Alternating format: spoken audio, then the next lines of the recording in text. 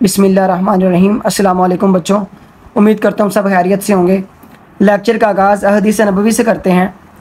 अल्लाह ताला के नबी फरमाते हैं कि जो शख्स मेरी 40 अहदीस को याद कर लेगा यानी हिफ्ज़ कर लेगा तो क़यामत के दिन मैं उस शख्स को अपने उलमा और फ़ुक़हा के अंदर से उठाऊँगा और वो शख्स जन्नत के अंदर जिस दरवाज़े से भी जाना चाहे जा सकता है। बच्चों, आज हम डिस्कस करेंगे हमारे पास एक्सरसाइज 2.2, लेकिन इससे पहले हम कुछ डेफिनेशंस देख लेते हैं। हमारे पास कुछ फार्मूलाज देख लेते हैं, कुछ कंसेप्ट्स क्लियर कर लेते हैं ताकि हमें एक्सरसाइज 2.2 में कोई मसला ना आए। तो देखिए, सबसे पहले हम बात करते हैं हमारे पास अरिथमेटिक सीक्वेंस क्या होता है। A sequence of a numbers such that the difference D between two consecutive terms is a constant. कि बच्चों, हमारे पास एक सीक्वेंस है, अगर उस सीक्वेंस के अंदर जो दो कंसेक्यूटिव टर्म्स आ रही हैं, अगर उन दो कंसेक्यूटिव टर्म्स का जो डिफरेंस है डी हमारे पास अगर वो कांस्टेंट नंबर आ रहा है तो देन हमारे पास वो जो सीक्वेंस आएगा वो हमारे पास अरिथमेटिक सीक्वेंस आएगा। बच्चों, दोबारा सुन लें, हमारे पास नंबर्स का ऐसा सीक्वेंस जिनकी दो कंसेक्यूटिव टर्म्स जो हैं उनका जो डिफरेंस है वो हमारे पास अगर एक कांस्टेंट नंबर आ रहा है तो देन वो हमारे पास जो सीक्वेंस है वो हमारे पास अरिथमेटिक सीक्वेंस कहलाएगा। अब यहाँ पे उन्होंने बात की है टू कंसेक्यूटिव टर्म्स की।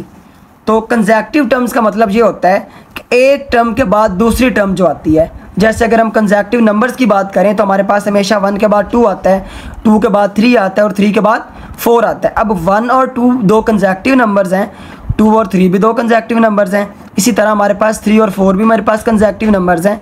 तो इसी तरह अगर हम टर्म्स की बात करें तो हमारे पास एक टर्म के बाद दूसरी टर्म आती है, वो हमारे पास कंसेक्यूटिव टर्म आती है। इसी तरह हमारे पास A1 और A1 प्लस डी ये दोनों कंसेक्यूटिव टर्म हैं। A1 प्लस डी और A1 प्लस 2D ये भी मेरे पास दोनों कंसेक्यूटिव टर्म हैं। फिर हमारे पास A1 प्लस 2D और A1 प्लस 3D ये दोनों भी मेरे पास कंसेक्यूटिव टर्म्स हैं। अब यहाँ पे आपको जो एक सीक्वेंस नज़र आ रहा है, इसके अंदर हमारे पास ये फर्स्ट टर्म है, ये बच्चों सेकंड टर्म है, ये थर्ड टर्म है और ये हमारे पास फोर्थ टर्म है। यहाँ पर हमारे पास A1 जो है ये हमारे पास फर्स्ट टर्म है और हमारे पास जो D है यहाँ पर ये इन दोनों के दरमियान कॉमन डिफरेंस है। ठीक है, अब इस चीज़ को हम आगे एग्जाम्पल से समझते हैं। तो यहाँ पे मेरे पास ये जो 2 है ये मेरे पास फर्स्ट टर्म है जिसको मैंने A1 से शो किया। अब 4 मेरे पास ये सेकंड टर्म है जिसको मैंने A2 से शो किया। फिर मेरे पास जो 6 है ये थर्ड टर्म है जिसको मैंने A3 से शो किया। सिमिलर मेरे पास जो 8 है ये मेरे पास फोर्थ टर्म है जिसको मैंने A4 से शो किया। और इसी तरह ये हमारे पास सीक्वेंस आगे चल रही है। अब ये सीक्वेंस अरिथमेटिक सीक्वेंस कैसे बनेगी, हमने ये बात कर ली हुई है कि ऐसी सीक्वेंस जिसकी दो कंसेक्यूटिव टर्म्स के दरमियान अगर डिफरेंस सेम आ जाए, एक कांस्टेंट नंबर आ जाए, देन हमारे पास जो सीक्वेंस है वो हमारे पास अरिथमेटिक सीक्वेंस कहलाएगी। तो देख लेते हैं इनके दरमियान अब हमारे पास जो डिफरेंस है वो क्या सेम आता है। तो डिफरेंस का हमारे पास फार्मूला होता है कि D is equal to A2 minus A1। इसका मतलब ये होगा कि जब भी हमने किसी सीक्वेंस के अंदर से डिफरेंस फाइंड करना है तो हम हमेशा दूसरी टर्म में से पहली टर्म को माइनस करेंगे। अगर मैंने इन दोनों के दरमियान डिफरेंस फाइंड करना है तो मैं 4 में से 2 को माइनस करूंगा। अगर मैंने इन दोनों के दरमियान डिफरेंस फाइंड करना है तो मैं 6 में से 4 को माइनस करूंगा। और अगर मैंने इन दोनों के दरमियान डिफरेंस फाइंड करना है तो मैं 8 में से 6 को माइनस करूंगा। तो यहाँ से देखते हैं, फ़र्ज़ करें मैंने इन दोनों के दरमियान डिफरेंस फाइंड करना है तो मैं क्या करता हूँ, A2 में से A1 को माइनस करता हूँ। तो यहाँ पर देखिए हमारे पास जो बच्चों D है वो आता है 4 माइनस 2 और 4 माइनस 2 मेरे पास क्या आता है 2। तो यहाँ पे मेरे पास जो डिफरेंस इन दोनों का आ गया वो मेरे पास बच्चों आ जाता है 2। तो इसके दरमियान भी डिफरेंस 2 है, इसके दरमियान भी डिफरेंस 2 है और इसके दरमियान भी डिफरेंस 2 है। देखें, 4 में से 2 माइनस किया 2 आया, 6 में से 4 माइनस करेंगे तो भी 2 आएगा और 8 में से 6 माइनस करेंगे बच्चों तो भी मेरे पास जो डिफरेंस है वो 2 ही आएगा। तो ऐसी सीक्वेंस बच्चों जिनकी कंसेक्यूटिव टर्म्स के दरमियान, टू कंसेक्यूटिव टर्म्स के दरमियान जो डिफरेंस है वो सेम नंबर आना शुरू हो जाए, एक कांस्टेंट नंबर आना शुरू हो जाए, तो ऐसी सीक्वेंस को हम क्या कहते हैं, अरिथमेटिक सीक्वेंस। तो उम्मीद करता हूँ आपको ये कंसेप्ट क्लियर हो गया होगा कि हमारे पास अरिथमेटिक सीक्वेंस क्या होती है। सिमिलर हम इसको ये भी कह सकते हैं कि अगर हमारे पास ये फर्स्ट टर्म है तो इसके अंदर अगर मैं डिफरेंस को ऐड कर दूँ, +2 कर दूं, 2 ही डिफरेंस था हमारे पास, अगर इसके अंदर मैं +2 कर दूं, फर्स्ट टर्म के अंदर मेरे पास सेकंड टर्म आ जाएगी 4। अगर मैं सेकंड टर्म के अंदर बच्चों 2 ऐड कर दूं +2 कर दूं तो मेरे पास क्या आ जाएगा 6 आ जाएगा। थर्ड टर्म आ जाएगी। सिमिलर अगर मैं थर्ड के अंदर 2 ऐड कर दूं तो मेरे पास क्या आ जाएगा, उससे अगली टर्म आ जाएगी। तो यहाँ पे आप देख सकते हैं अगर ये सीक्वेंस हमारे पास इनका जो डिफरेंस वो अगर हमारे पास 2 ही आ रहा है तो हमारे पास ये सीक्वेंस अरिथमेटिक सीक्वेंस कहलाती है। अब इन जनरल देखते हैं हमारे पास यहाँ पे आप देखें बच्चों A1 हमारे पास A1 के इक्वल ही होता है। A2 हमारे पास क्या होता है, यहाँ पे आप देख सकते हैं हमारे पास जो A2 है, ये जो A2 है ये हमारे पास इक्वल आता है A1 प्लस डिफरेंस के। तो यहाँ पे मैं लिख देता हूँ A1 प्लस डिफरेंस अगर करूँगा तो मेरे पास A2 4 आ जाएगा। ठीक है, इसको यहाँ पे मैं लिख भी देता हूँ। A1 बच्चों मेरे पास जो A1 मेरे पास है वो तो मेरे पास A1 के इक्वल ही रहेगी और वो 2 है मेरे पास। मैं A2 की बात करूँ तो वो मेरे पास आता है A1 प्लस डिफरेंस, मतलब 2 + 2 वो मेरे पास 4 आएगा और यहाँ पे मेरे पास A2 4 है। फिर यहाँ पे अगर मैं बात करूँ A3 मेरे पास A2 प्लस, अगर मैं यहाँ पे A3 की बात करूँ तो ये मेरे पास A1 + 2D।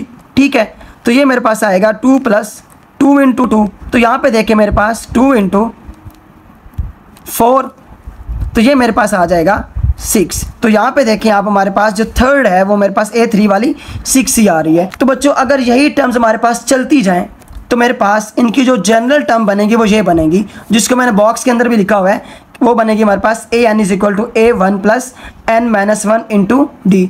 यहाँ पे मेरे पास जो an है वो मेरे पास nth टर्म है, या जिसको मैं जनरल टर्म भी कह सकता हूँ।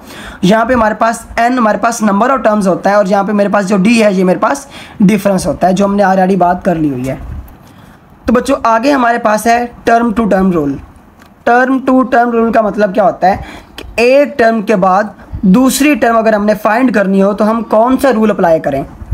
अगर इसकी डेफिनेशन की बात करें, a rule which describe how to get from one term to next, कि हम एक टर्म से दूसरी टर्म्स को कैसे फाइंड कर सकते हैं। मतलब प्रीवियस टर्म से अगर हमने अगली टर्म नेक्स्ट टर्म फाइंड करनी तो हम कैसे फाइंड कर सकते हैं, वो रूल कौन सा है। रूल को बच्चों हम इस एग्जाम्पल से देखते हैं। 2 है, ये मेरे पास फर्स्ट टर्म है, ये मेरे पास सेकंड टर्म है, ये मेरे पास थर्ड टर्म है और ये मेरे पास फोर्थ टर्म है। ठीक है, अब बच्चों मैंने टर्म टू टर्म रूल से अगली टर्म कैसे फाइंड करनी है। तो यहाँ पे देखें, पहले तो हम इनके दरमियान डिफरेंस फाइंड करते हैं कि इनके दरमियान डिफरेंस क्या है। तो डिफरेंस मेरे पास बच्चों आता है D = A2 - A1, कि मतलब अगली टर्म में से हमने पिछली टर्म को माइनस करना होता है। तो ये मेरे पास आएगा 6 - 2 = 4 मिला। अब यही डिफरेंस जो मेरे पास 4 है, यहाँ पे आप देख सकते हैं, अगर मैं 2 के अंदर 4 को ऐड करता हूँ तो मेरे पास 6 आ जाता है। अगर 6 के अंदर 4 को ऐड करता हूँ तो 10 आ जाता है। अगर बच्चों 10 के अंदर मैं 4 को ऐड करता हूँ तो मेरे पास 14 आ जाता है। सिमिलर बच्चों अगर मैं अगली टर्म के अंदर 4 को ही ऐड करूं तो मेरे पास उससे अगली टर्म आ जाएगी। तो इससे हमें क्या पता चला कि अगर हमारे पास टर्म गिवन है और उससे हमने अगली टर्म फाइंड करनी है तो हम क्या करेंगे, उसके अंदर जो कॉमन डिफरेंस है उसको ऐड करते जाएंगे। तो यहाँ पे इन जनरल देखते हैं, हमारे पास अगर मैंने A1 फाइंड करना तो वो A1 ही रहेगा, क्योंकि 2 जो है मेरे पास वो 2 ही रहेगा, इसके अंदर मैं कोई डिफरेंस ऐड नहीं करूँगा। अगर मुझे सेकंड टर्म फाइंड करनी है, मुझे 6 फाइंड करना है, तो मैं क्या करूँगा बच्चों, A1 के अंदर डिफरेंस को ऐड कर दूँगा। मतलब इस टर्म के अंदर मैं इस डिफरेंस को ऐड करूँगा, मैं 2 के अंदर 4 को ऐड करूँगा तो मेरे पास 6 आ जाता है। अगर मैं इसको आपको यहाँ पे करके भी दूँ तो मेरे पास A2 क्या आएगा बच्चों, यहाँ पे मेरे पास 2 + 4 वो मेरे पास 6 ही आएगा। अगर मैं A3 की बात करता हूँ यहाँ पे, तो अगर मैं A2 + D है तो मेरे पास A2 क्या है बच्चों, वो मेरे पास 6 है। तो 6 के अंदर अगर मैं डिफरेंस 4 ऐड करता हूँ तो मेरे पास 10 आ जाता है। तो देखें आप यहाँ पे मेरे पास वो 10 ही आ गया। तो ये हमारे पास A1 के इक्वल होता है, A2 A1 + D के इक्वल होता है, A3 मेरे पास A2 + D के इक्वल होता है और A4 मेरे पास A3 + D के इक्वल होता है। मतलब प्रीवियस टर्म के अंदर अगर मैं डिफरेंस को ऐड करता जाऊं बच्चों तो मेरे पास नेक्स्ट टर्म आना शुरू हो जाती है। अगर यही सीक्वेंस हमारे पास आगे चलती जाए तो इसकी जो जनरल टर्म मेरे पास आएगी वो आएगी an = an - 1 + D, क्योंकि यहाँ पर मेरे पास ये नंबर 4 है और ये नंबर मेरे पास 3 है। इसका मतलब अगर ये 5 होता तो ये 4 हो जाता, ये 6 होता तो ये 5 हो जाता। अगर ये मेरे पास n है तो ये मेरे पास n-1 रहेगा, और ये मेरे पास जो d है ये मेरे पास इनका डिफरेंस है। अगर प्रीवियस टर्म के अंदर मैं डिफरेंस को ऐड करता जाऊंगा तो मेरे पास अगली टर्म मिलती जाएगी। और यही रूल हमारे पास टर्म टू टर्म रूल था बच्चों, कि हमने अगर एक टर्म से दूसरी टर्म फाइंड करनी हो तो वो कैसे फाइंड करते हैं। तो इसका ये जनरल फार्मूला है हमारे पास, और ये आपने बच्चों अच्छी तरह इसको याद रखना है। आगे एक और डेफिनेशन हमारे पास, वो मेरे पास है position to term rule. Position को यूज़ करते हुए हम टर्म को कैसे फाइंड कर सकते हैं। A position to term rule defines the value of each term with respect to its position. अब पोजीशन का पता लगा लें, उस पोजीशन को यूज़ करते हुए हम क्या कर सकते हैं, उसकी टर्म को फाइंड कर सकते हैं। तो यहाँ पे एग्जांपल से देखें आप, ये मेरे पास 3, 5, 7 और 9 ये एक सीक्वेंस है। ये जो इसकी फर्स्ट टर्म है इसकी पोजीशन क्या है, P1, मतलब मैंने इसको पोजीशन 1 दे दी। 5 है तो ये इसकी पोजीशन 2 है, ये 7 है तो इसकी पोजीशन 3 है, 9 है तो इसकी पोजीशन 4 है। अब देखो बच्चों, मैंने इसकी पोजीशन को यूज़ करते हुए इस टर्म को फाइंड करना, तो कैसे करूँगा। यहाँ पे देखें आप, 3 की पोजीशन क्या है मेरे पास 1। अगर मैं 1 को मल्टीप्लाई करता हूँ 2 के साथ और बच्चों इसमें 1 ऐड कर देता हूँ तो मेरे पास क्या आएगा 3। तो देखो मेरे पास पोजीशन 1 थी, लेकिन अगर मैं उसको 2 से मल्टीप्लाई किया और उसके अंदर 1 ऐड कर दिया तो मेरे पास 3 आ गया, जो कि उसकी फर्स्ट टर्म थी। अगर देखो अगले नंबर को देखो, अब 5 जो मेरे पास दूसरी टर्म है ये मैं कैसे फाइंड करूँगा। अब क्योंकि इसकी पोजीशन क्या है 2 है, तो मैं 2 को अब 2 से मल्टीप्लाई करूँगा और +1 कर दूंगा, तो ये मेरे पास बच्चों 5 आ जाएगा, और यहाँ पे भी 5 है। सिमिलर 7 मेरे पास थर्ड पोजीशन पे है, तो मैं 3 को मल्टीप्लाई कर दूंगा 2 के साथ और +1 इसके अंदर 1 करूंगा, तो मेरे पास आ जाएगा बच्चों 7। तो आप यहाँ पे देख सकते हो कि मेरे पास फर्स्ट पोजीशन को मैंने 2 से मल्टीप्लाई करके 1 ऐड किया, सेकंड पोजीशन को भी मैंने 2 से मल्टीप्लाई करके 1 ऐड किया, तो मेरे पास जो थर्ड पोजीशन है उसको भी मैंने 2 से मल्टीप्लाई करके 1 ऐड कर दिया। तो मैंने 3 को जब 2 से मल्टीप्लाई करके 1 ऐड किया तो मेरे पास 7 आया, और वही मेरे पास थर्ड टर्म है इसकी। तो यहाँ से मैं एक रूल बता सकता हूँ कि मेरे पास इसका रूल क्या हुआ कि मैं क्या करूँगा, मल्टीप्लाई करूँगा बच्चों, करूँगा multiply by 2 and add 1 in each. हर एक के अंदर मैं क्या करूँगा बच्चों, हर पोजीशन को मैं 2 से मल्टीप्लाई भी करता रहूँगा और उसके अंदर एक ऐड करता जाऊँगा, तो मेरे पास अगली टर्म आती जाएगी। तो उम्मीद करता हूँ आपको पोजीशन टू टर्म रूल भी समझ आ गई होगी। चलें बच्चों आगे हम एक्सरसाइज 2.2 की बात करते हैं, जिसका फर्स्ट क्वेश्चन हमारे पास क्या है, वो कहता है state whether the following sequences are arithmetic और नॉट। वो कहता है बताओ हमें कि ये हमारे पास जो सीक्वेंसेस है वो क्या हमारे पास अरिथमेटिक हैं भी या नहीं है। इफ़ अरिथमेटिक, अगर वो सीक्वेंस हमारे पास अरिथमेटिक है, देन फाइंड कॉमन डिफरेंस, तो उनका क्या करो, कॉमन डिफरेंस फाइंड करो। तो अब ये मेरे पास एक सीक्वेंस है, तो मैंने बताना है बच्चों ये मेरे पास अरिथमेटिक सीक्वेंस है या नहीं है। तो हमने पढ़ा हुआ है कि जब भी हमने अरिथमेटिक सीक्वेंस बताना होता है तो उनका जो उनके 2 कंसेक्यूटिव टर्म्स है ना सीक्वेंस की, अगर उनका डिफरेंस सेम है तो देन हमारे पास वो क्या होगा, अरिथमेटिक सीक्वेंस होगी। तो यहाँ पे हम सबसे पहले इसका डिफरेंस फाइंड करते हैं, वो मेरे पास होता है A2 माइनस A1। तो यहाँ पे देखें A2 मेरे पास 10 है बच्चों और A1 मेरे पास 7 है, तो इसका डिफरेंस मेरे पास आ गया 3। मुझे डिफरेंस क्या मिल गया, 3 मिल गया बच्चों, मुझे यहाँ पे डिफरेंस 3 मिल गया। तो ये देखो क्या इन सब का डिफरेंस 3 ही है, तो इनका भी डिफरेंस 3 है, इनका भी 3 है और इनका भी 3 है। तो इससे हमें पता चल गया कि हमारे पास ये जो सीक्वेंस है इनकी जितनी भी मेरे पास कंसेक्यूटिव टर्म्स हैं उनका डिफरेंस सेम आ रहा है, एक कांस्टेंट नंबर आ रहा है। तो ये सीक्वेंस मेरे पास बच्चों क्या कहलाएगी, अरिथमेटिक सीक्वेंस कहलाएगी। तो यहाँ पे मैं लिख देता हूँ, सो सीक्वेंस इज अरिथमेटिक। आगे इस एग्जाम्पल की बात करते हैं, तो ये भी बिल्कुल ऐसे ही, सबसे पहले इसका डिफरेंस फाइंड करें बच्चों, जो A2 माइनस A1 इसका फार्मूला होता है। अब A2 मेरे पास 4 है और A1 मेरे पास 1 है, तो इसका डिफरेंस मेरे पास क्या आ गया बच्चों, ये भी 3 आ गया। अब अगला देखो मेरे पास इसका डिफरेंस मेरे पास 3 है, इसका डिफरेंस देखो मेरे पास A3 माइनस A2। A3 मेरे पास क्या है 9, A2 मेरे पास क्या है 4, इनका डिफरेंस आ रहा है 5। तो यहाँ पे देखो बच्चों, क्या ये डिफरेंस और ये डिफरेंस दोनों बराबर हैं? नहीं, इन दोनों का डिफरेंस मेरे पास 3 आ रहा है, लेकिन इन दोनों का डिफरेंस मेरे पास 5 आ रहा है। तो बच्चों इनका डिफरेंस जो है वो तो कांस्टेंट ना हुआ, सेम ना हुआ। तो इस तरह की जो सीक्वेंस होती है वो मेरे पास अरिथमेटिक सीक्वेंस नहीं होती। सो यहाँ पे मैं लिख देता हूँ कि जो मेरे पास सीक्वेंस है, the sequence, so sequence is not arithmetic. तो ये जो सीक्वेंस है मेरे पास अरिथमेटिक सीक्वेंस नहीं है। अब आगे हम बात करते हैं बच्चों क्वेश्चन नंबर 2 की। इसके अंदर वो कहता है the N term of sequence are given, find arithmetic sequence in each. हमारे पास एन टर्म गिवन है और आपने इसकी सीक्वेंस फाइंड करनी है। सीक्वेंस का मतलब ये है कि हमने इसकी एक तो A1 टर्म फाइंड करनी है, हमने इसकी A2 टर्म फाइंड करनी है, इसकी हमने A3 फाइंड करनी है, फिर हमने इसकी A4 फाइंड करनी है और इसी तरह चलते जाएंगे। ये सारी टर्म हमने इसकी फाइंड करनी है, ठीक है। अब इन A1 को, A2 को, A3 को, A4 को, इस तरह आगे जितनी भी टर्म है इसको फाइंड करने के लिए हम क्या करेंगे बच्चों, ये जो हमारे पास n है इसको हम 1 पुट करेंगे। सबसे पहले हम क्या करेंगे, put n is equal to 1।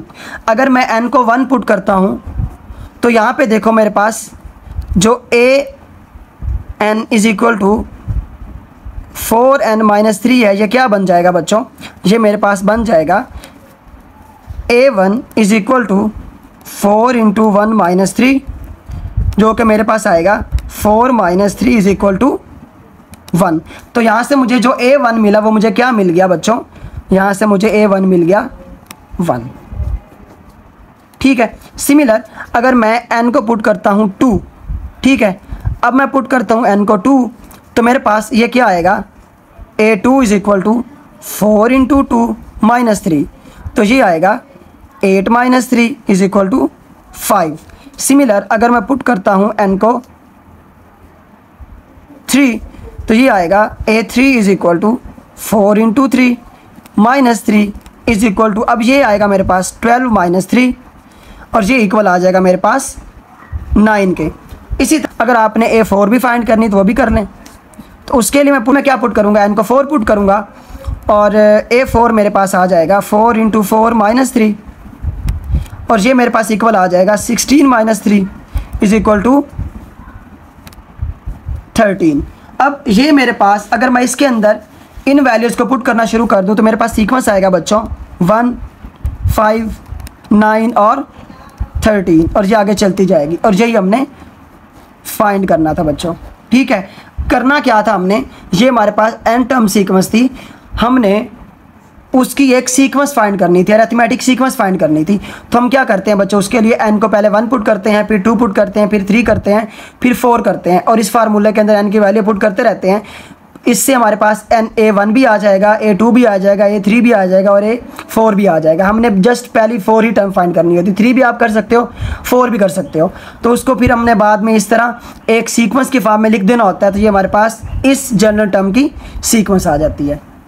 इसकी एक और एग्जांपल की सिमिलर, इसके लिए भी मैं क्या पुट करूँगा, n को 1 पुट करूँगा तो मेरे पास A1 आ जाएगा 3 इंटू 1 माइनस 1, तो ये आ जाएगा 3 minus 1 is equal to 2। Similar n2 put करूँगा तो मेरे पास A2 is equal to 3 into 2 minus 1 is equal to, ये आएगा 6 माइनस 1 इज इक्वल टू 5, ठीक है बच्चों। सिमिलर अगर मैं n को 3 पुट करता हूँ तो मेरे पास आएगा A3 is equal to 3 into 3 minus 1 is equal to, ये मेरे पास आएगा 9 माइनस 1 जो मेरे पास आएगा 8। तो इसी तरह ये भी मेरे पास एक सीक्वेंस आ रही है। अगर मैं इसको A1, A2, A3 की फॉर्म में ऐसे बच्चों लिखता जाऊंगा तो ये मेरे पास आ गई 2, 5, 8। तो ये जो मेरे पास एक जनरल टर्म थी बच्चों, ये मेरे पास एक जनरल टर्म थी। इस जनरल टर्म की जो मेरे पास सीक्वेंस आई है वो मेरे पास ये सीक्वेंस आई है, ठीक है। और ये मेरे पास अरिथमेटिक सीक्वेंस है बच्चों। आगे हम थर्ड, ये हमारा लास्ट क्वेश्चन है, थर्ड क्वेश्चन। वो कहता है find general term to the following arithmetic sequence. आपने क्या करना है, इसकी जनरल टर्म फाइंड करनी। यहाँ पे बच्चों आपको जनरल टर्म गिवन थी, आपने उसकी सीक्वेंस फाइंड करनी थी। यहाँ पे आपको सीक्वेंस गिवन है, आपने क्या करना है, उसकी जनरल टर्म फाइंड करनी है। अब जनरल टर्म फाइंड करने के लिए हम क्या करेंगे बच्चों, यहाँ पे देखिए हमारे पास फर्स्ट टर्म इसकी क्या है, a1 मेरे पास 6 है। इसका डिफरेंस क्या है, डिफरेंस मेरे पास आएगा इसका a2 माइनस a1 जो कि मेरे पास है बच्चों यहाँ पे 13 माइनस 6 और वो है 7। मुझे यहाँ पे a1 भी मिल गया और मुझे यहाँ पे डिफरेंस भी मिल गया। और मेरे पास जो इसका जनरल फार्मूला है वो an इज इक्वल टू मेरे पास है a1 plus n minus 1 into D. ये हमने पीछे पढ़ लिया हुआ है, ये मेरे पास इसका जनरल फार्मूला है। इसको यूज़ करते हुए मैंने क्या करना है, इसकी जनरल टर्म को फाइंड करना है। अब मैंने an फाइंड करना है क्योंकि an मेरे पास जनरल टर्म होती है, तो a1 मेरे पास क्या है यहाँ पे बच्चों 6, n माइनस 1 क्योंकि मेरे पास n की तो वैल्यू है ही नहीं, लेकिन d की मेरे पास यहाँ पे वैल्यू है जो मैंने यहाँ पे इन दोनों का डिफरेंस फाइंड करके ली है। तो ये मेरे पास क्या है, ये मेरे पास है 7। अब मैं इसको इनके साथ मल्टीप्लाई करता हूँ तो मेरे पास क्या आता है बच्चों, an is equal to 6 plus 7n minus 7। अब मैंने 7 को क्या किया, इन दोनों के साथ मल्टीप्लाई कर दिया, तो ये मेरे पास 7n हो गया और ये मेरे पास -7 हो गया। तो 7 में से जब 6 को निकालूंगा तो मेरे पास क्या बचेगा 1, और वो मेरे पास क्या होगा -1। आगे मेरे पास प्लस 7n ऐसे ही आ जाएगा। अब मेरे पास जो सीक्वेंस आई बच्चों, ये मेरे पास क्या आ गई, an is equal to 7n minus 1। इसमें जब आपके पास दो नंबर्स ऐड हो रहे हो तो उनको आप जिस तरह मर्जी लिख लो, इनकी पोजीशन आप चेंज कर सकते हो। तो यहाँ पे मेरे पास जो an है वो मेरे पास क्या आ गया 7n माइनस 1, और यही मेरे पास इसकी इस सीक्वेंस की मेरे पास जनरल टर्म थी। सिमिलर बच्चों आगे एक और क्वेश्चन है हमारे पास। अब इसको हमने कैसे सॉल्व करना है, ये मेरे पास a1 है, फर्स्ट टर्म इसकी डिफरेंस हमने फाइंड करना होता है, वो मेरे पास a2 माइनस a1 होता है। तो वो मेरे पास यहाँ पे क्या है 7 माइनस 5 जो मेरे पास 2 है। अब फार्मूला वही हम यूज़ करेंगे, an इज इक्वल टू हमारे पास होता है a1 प्लस n माइनस 1 और d। अब यहाँ पे क्योंकि मैंने an फाइंड करना है तो a1 की मेरे पास वैल्यू यहाँ पे 5 है और मेरे पास d की वैल्यू यहाँ पे 2 है। अब मैं 2 को इन दोनों के साथ मल्टीप्लाई कर दूंगा तो मेरे पास क्या आ जाएगा 5 plus 2n minus 2। Similar 5 minus 2 मेरे पास 3 हो जाएगा और ये मेरे पास 2n ऐसे ही रहेगा और ये मेरे पास इसकी nth टर्म आ जाएगी। ठीक है, उम्मीद करता हूँ बच्चों आपको इन क्वेश्चंस की समझ आ गई होगी। आपने बच्चों इन क्वेश्चंस की अब खुद प्रैक्टिस भी करनी है। आपको कहीं भी मसला आए तो आपने मुझसे ज़रूर कांटेक्ट करना है। ठीक है, अपना बहुत ज़्यादा ख्याल रखिएगा। अल्लाह हाफिज़।